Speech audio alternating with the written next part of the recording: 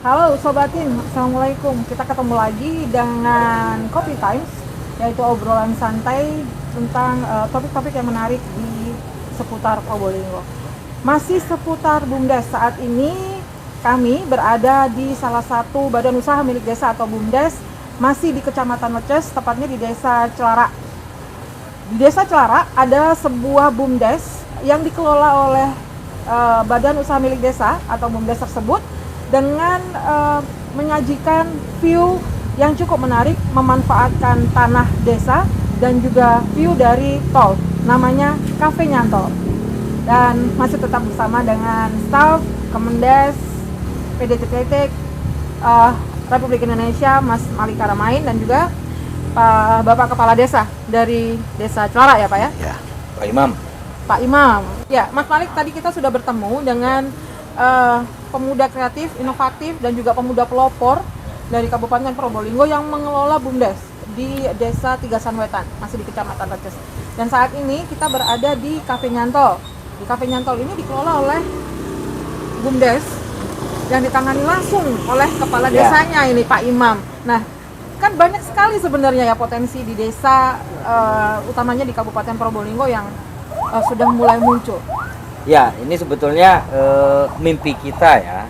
Sejak kemudian ada dana desa yang digulirkan langsung kepada desa, salah satu targetnya adalah bagaimana dana desa itu mampu mengangkat dan membangkitkan ekonomi lokal. Nah, salah satunya di Desa Celara ini. Dan saya kira kita sudah lihat salah satu inisiatif dari Pak Kades, Pak Imam adalah membuat kafe Nyantol. Ini salah satu upaya untuk mengangkat ekonomi lokal, terutama di Desa Celara, di mana Pak Imam menjadi kadesnya. Patut dipertanyakan lagi Pak, mungkin bisa diceritakan bagaimana asal muasal BUMDes dan membangun sebuah kafe yang dekat dengan view jalan tolnya ini Pak. Awal-awal kita bersama perangkat desa dan staf desa, kita sama-sama mencari mana potensi yang bisa kita kembangkan untuk mendapatkan devisa masuk, sehingga yang jadi PAD nanti, karena kita belum tentu yang namanya sumber dana dari pemerintah itu terus. Nah, itu awal kita bersama-sama tokoh dan perangkat desa, kita sepakat untuk membangun kafe ini sebagai unit dari badan usaha milik desa. Jadi salah satu unit ya? Salah Ada satu unit lain, Pak Kades?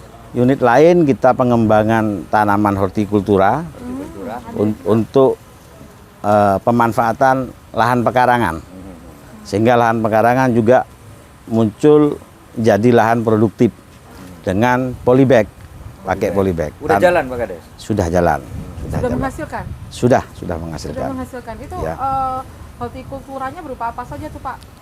Menarik banget ini kayaknya ya. Untuk sementara kita lombok rawit sama tomat. Ini masalahnya kan di desa. Kalau di desa itu kan lahannya luas, Ya. sawahnya Betul. luas. Banyak, kalau orang desa itu bilangnya banyak cabenya, banyak jagungnya. Betul.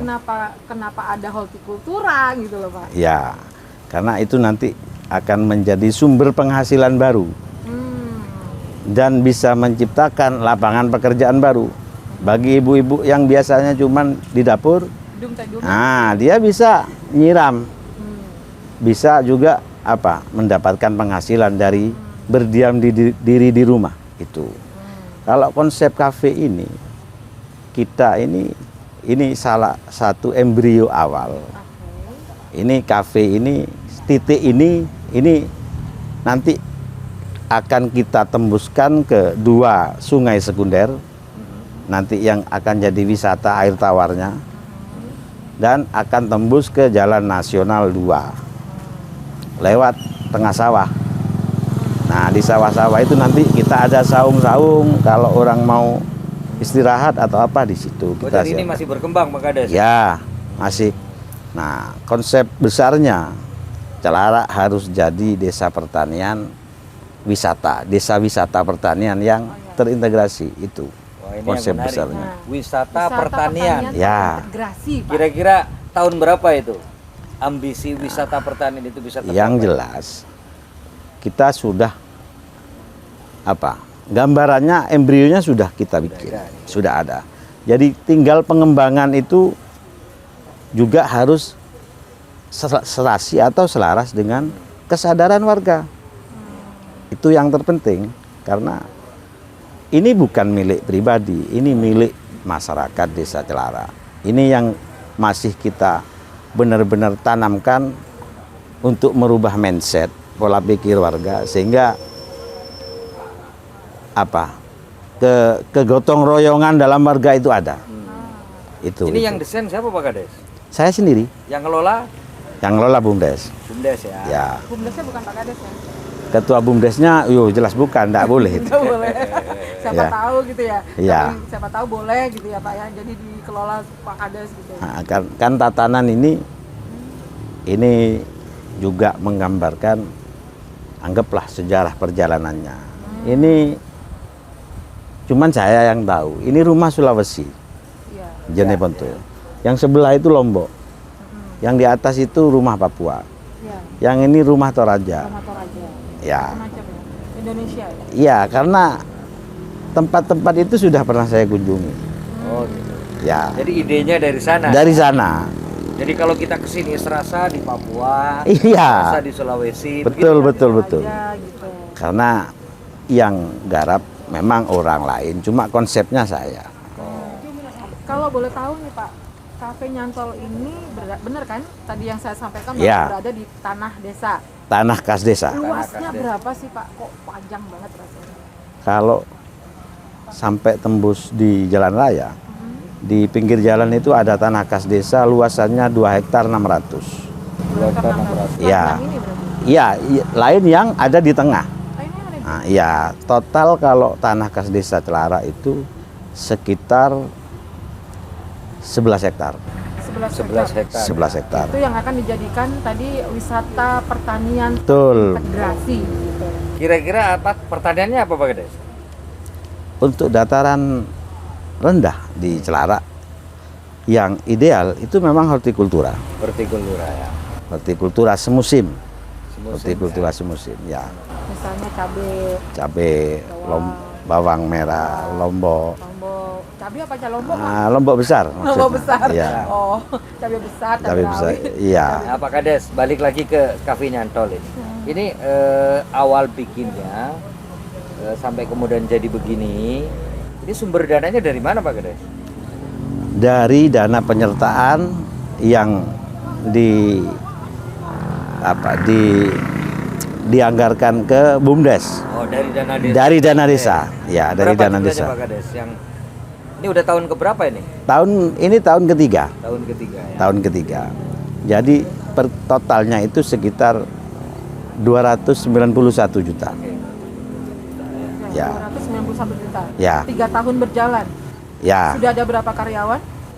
karyawan ada 11 karyawan. Ada 11 karyawan. Ya. Dalam 1 tahun pertama sudah menghasilkan apa? Kita interogasi kayaknya. Ya. Sudah, kalau kemarin di tahun 2021 sudah ada PAD masuk Sudah dimasuk kurang lebih sebesar awal 6 juta, kedua 15 juta. Jadi Per bulan ya. 21 juta per semester, Pak. per semester. Oh, per semester. Ya, per semester. Jadi Semester. ya, kenapa awal memang kita harus buka atau dipaksa buka dengan kondisi yang memang belum sempurna. Karena bahasanya kalau kita tidak buka, maka dana di tahun anggaran itu dianggap tidak terserap, sehingga kita tidak boleh menganggarkan lagi di tahun depan. Nah itu, jadi kita buka lebih dulu. Kita masih soft opening, ini Di Gus tahun Malik. ketiga ini masih soft opening. Iya, Gus Terus Malik. grand openingnya kapan ini Pak? Grand openingnya nanti kalau sudah sampai di Jalan nasional. nah, belum di titik susur sungai sudah selesai. Ah, itu Sekarang di tahun ketiga susur sungai sudah sampai berapa persen ini? progres yang di susur sungai masih 15%. Masih 15%. Ya. Masih baru mulai ya. Masih Ya. baru mulai. Jadi Masih kita- mau mengembangkan yang di sini Betul. dulu sepertinya. Jadi ini 6 juta, 15 juta per semester ya. Per semester. Per Berarti semester. kalau Per 6 bulan maksudnya. Per Ya, enam bulan. jadi Jadi tahun 6 bulan 2021 itu 21 juta. 21 juta. Ya, Tahun 2022 belum. Belum ya? Belum. semester ya? Iya, Bu. Sudah yang semester awal kemarin itu 12 juta. Ini pengunjungnya dari mana Pak Kades? Nah, kalau pengunjungnya dari mana-mana. Dari mana-mana, Iya. bukan hanya masyarakat Leces. Bukan. Juga kadang ini kan juga jalan alternatif untuk ke tol. Oh iya. Nah, kadang malam-malam ada orang dari Semarang, dari Bandung mampir di sini untuk istirahat dan minum kopi, itu sudah. Jadi luar biasa. Ini pengunjungnya bukan hanya orang Leces ya, tapi orang jauh, orang Semarang, dan kebetulan akses tolnya ini deket banget. Ya. Jadi orang mau ke tol bisa mampir, atau orang keluar tol bisa istirahat dulu. Bisa istirahat Ya. dulu, benar. Jadi mudah dicari gitu Pak ya. Meskipun dengan tadi kondisi yang sedikit dipaksakan, Iya, seadanya, tapi banyak sudah bisa menarik para wisatawan gitu Ya. dari mana-mana. Jadi seperti itu ya. Perkembangannya kan cukup satset gitu. Cukup Ya. satset. Nah, mungkin dari Mas Malik sendiri nih Mas Malik, ada lagi nggak sih apa yang impiannya dari Mas Malik untuk BUMDes? Ya, BUMDes itu kan sebetulnya kita harapkan untuk menjadi pemicu ya. Berdasarkan potensi desanya masing-masing. Misalkan tadi dari Pak Kades itu pertanian sama wisata. Ini wisata kuliner mungkin yang pasnya ya. Ya kalau potensinya itu ya itu yang digarap. Jangan dipaksa ke potensi-potensi yang lain yang di desa itu nggak ada. ya. Dan memang Celarak Leces itu pertaniannya bagus ya. Bagus, Pak Pak. Kades ya, Ya. luar biasa tumbuh berkembangnya. Jadi inilah yang dimaksud dengan inisiatif, kreativitas itu. Jangan BUMDes itu hanya menjadi usaha pinjam modal atau apa Pak Kades itu? Simpan pinjam. Simpan pinjam itu saya kira bukan kreativitas. Artinya Ya. semua orang bisa melakukan itu. Ya. Dan pesan Gus Menteri sudah mulai tinggalkan usaha pinjam usaha Simpan pinjam. simpan pinjam itu. Mendingan kita bikin yang lebih kreatif. Artinya Cafe Nyantol ini salah satu bentuk kreativitas dari upaya kita agar desa itu cepat berkembang. Cepat berkembang gitu. Melihat tadi perkembangan yang ada di Tigasan Wetan sudah Ya. ada. Terus kemudian juga ada di Celarak. Ya. ada. Kemudian kalau kita lihat di Kabupaten Probolinggo dari sekian Ya. desa itu Ya saya kira saya ke beberapa desa Pak Kades ya. Memang potensinya beda-beda. Baru saja Betul. kita dari salah satu desa Tigasan Tigasan Wetan Wetan. ya. Ya. Tigasan Wetan itu bukan kafe, ya, tetapi wisata. wisata. Yang menjadi magnet wisata itu adalah view ya. View Hutan, keindahan, view gunung. view alam, View view alam. gunung dan seterusnya. Mungkin Leces Celarak ini nggak punya view ya, Ya. maka yang harus dibikin bukan wisata seperti biasanya, tetapi wisata kuliner. Betul. Kafe, Wisata saya kira kuliner. pas. Pas. Masukannya Pak, tadi kan ini kan ada keunggulan ya. Kalau saya ngelihatnya ada keunggulan dari hortikultura ya Pak ya. Betul. Ada bawang merah, ada Hmm. kalau di Cafe Nyantol ini memungkinkan nggak ya masih dikembangkan gitu ya Pak hasil pertaniannya dan segala macam. Iya. Kan ada berapa hektar Pak Kades? 11 hektar. 11,5 TKD. 11,5 hektar. Saya kira itu bisa berkembang. Jadi Cafe Nyantol itu salah satu pemicunya saja, Ya. baru kemudian merembet yang lain. Kan begitu Pak Kades? Iya. Ini teman-teman kan sudah ada ngajak studi banding ke Suarga Bumi Magelang. Oke. Jadi Kenapa Magelang Pak Kades? karena konsep sawah itu yang kita lihat itu view yang bagus itu di Magelang itu. yang keren. Iya, keren banget itu. Keren banget. Iya. Keren banget. Soalnya di tengah sawah ada tempat untuk makan. Nah, itu. Dan kan kanan kiri masih padi. Oh iya berarti Ya. ada jalan yang Ada jalan. itu yang saya Ya. pernah lihat juga di media Nah, sosial. cuma kita fokusnya nanti di kuliner ikan air tawar, Gus Malik. Ikan air tawar. Ya, ikan air tawar. Tadi sudah disuguhkan Pak. Jadi sudah disuguhkan kan ada apa Nila. ada gurami juga sudah Ya. disuguhkan ke Cafe Nyantol. Makanan yang ada di sini ini memang hasil dari UMKM yang ada di desa. Ya, Nah, ceritanya bagaimana nih tentang UMKM-nya? ya UMKM yang ada di sini yang paling banyak kelompok peternak ikan itu adalah peternak ikan lele memang. Oke, lele. Karena lele itu pasarnya memang banyak kebutuhan pasarnya. Nah, untuk nilai ini ya cuma tidak banyak. Ada. Tapi kan nggak banyak. Ya, Perlu dikembangkan. Pokoknya ikan tawar lah ya. Iya. ikan air tawar. Ikan air tawar. Kan itu juga jauh dari laut. Iya, Jauh betul. dari laut ya Pak ya. Oh iya ya, lumayan. Lumayan jauh. Masih ke utara lagi ya kan. Nah, dan potensinya kita punya 2 sungai sekunder yang airnya tidak pernah mati sepanjang tahun. Dan tidak pernah banjir. Yang di belakang kita. Ya, Hmm. ini Tidak pernah mati dan tidak pernah banjir. tidak pernah banjir. Kenapa itu? Yo, karena sumbernya tidak jauh, Ah, gitu lah. sebenarnya nggak jauh. Dan itu Kebersihannya masih tetap terjaga. betul. Pengairan irigasi untuk sawah-sawah juga jalan. Oke, Pak Imam, mumpung ada Mas Malik kan? Ya. Mungkin ada harapan atau pesan yang ingin disampaikan biar Mas Malik nanti nyampaikan ke Kemendes. betul. Mumpung. Mungkin yang kemauan semua kepala desa, ya, bahwasanya bagaimana kita diberikan suatu regulasi yang lebih luas lagi untuk pengembangan usaha desa.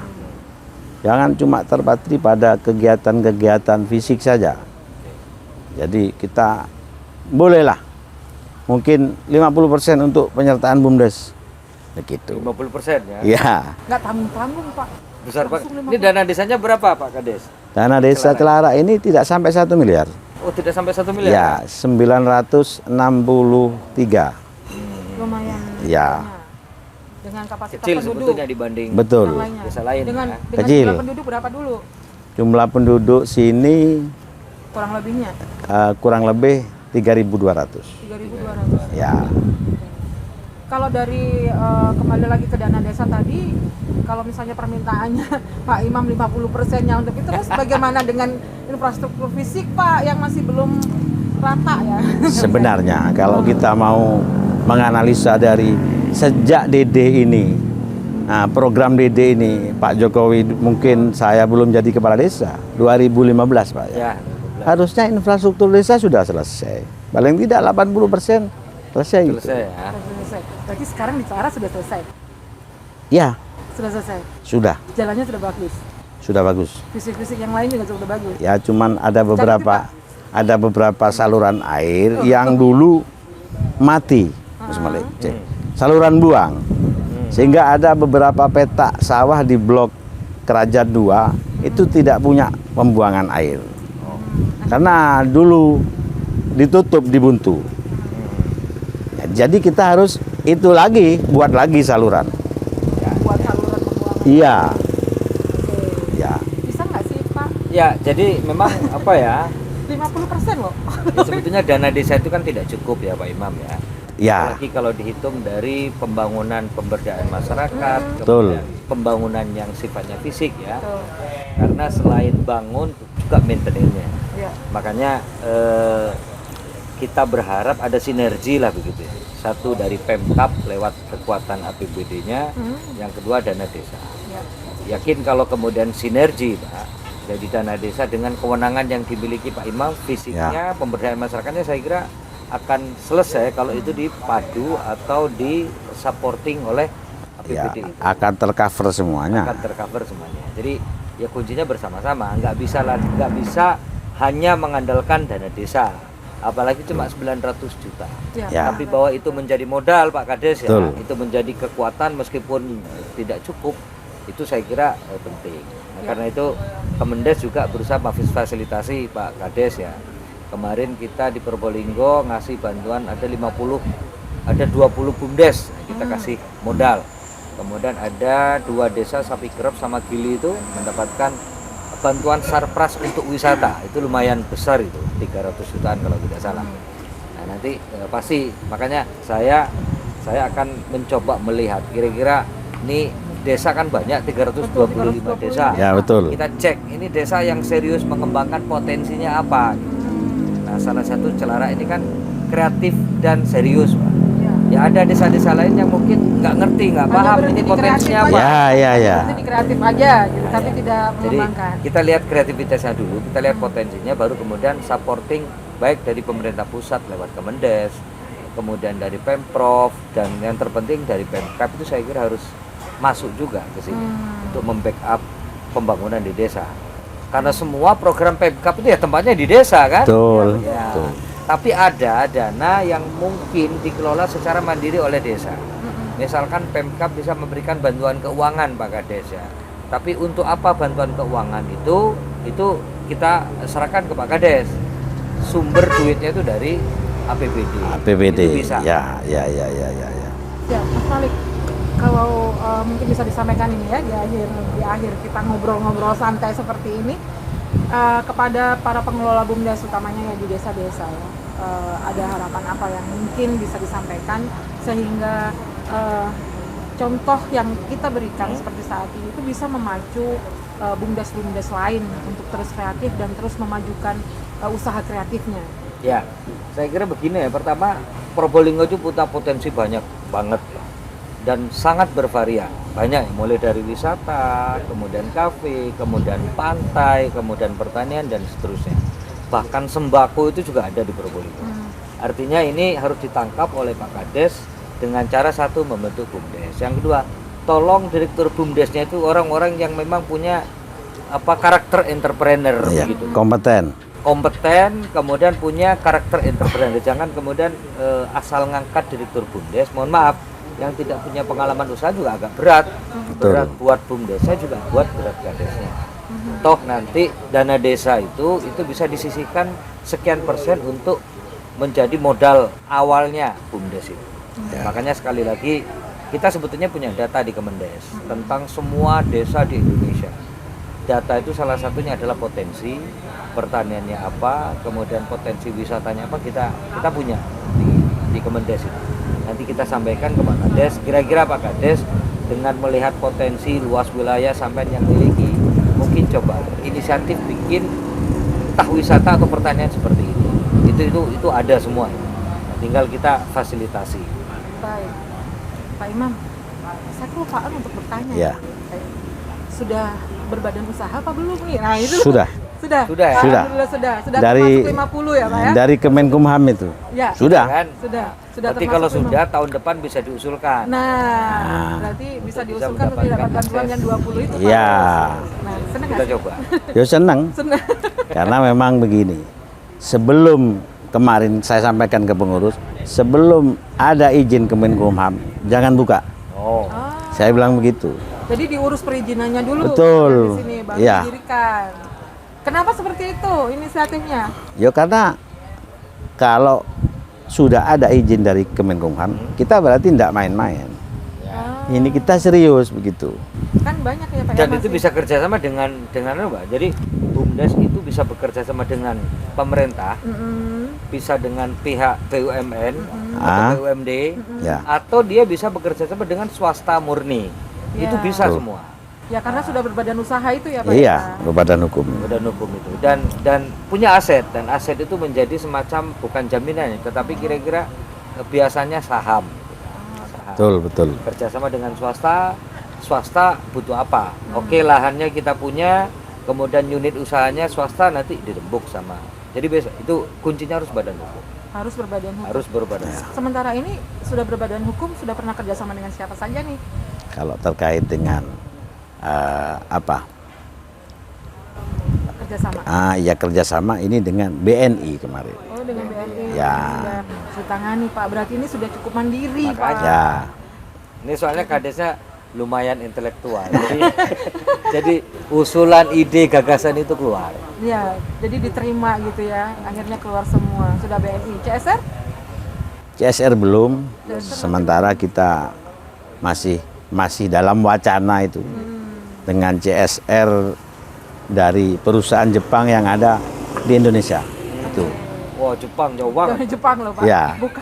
Bukan lokalan ya. Bukan lokalan. Tapi dari Jepang. Nanti kita akan kupas tuntas lagi ya Pak ya tentang BUMDes ini mungkin dengan usaha milik desa yang lain ya Pak ya di Kabupaten Probolinggo. Ya Sobatin, itu tadi perbincangan kita tentang badan usaha milik desa atau BUMDes di Probolinggo tentunya. Kita akan berjumpa kembali untuk membahas dengan topik yang sama, masih dengan topik BUMDes tentunya di Kopi Times. Sampai jumpa, wassalamualaikum.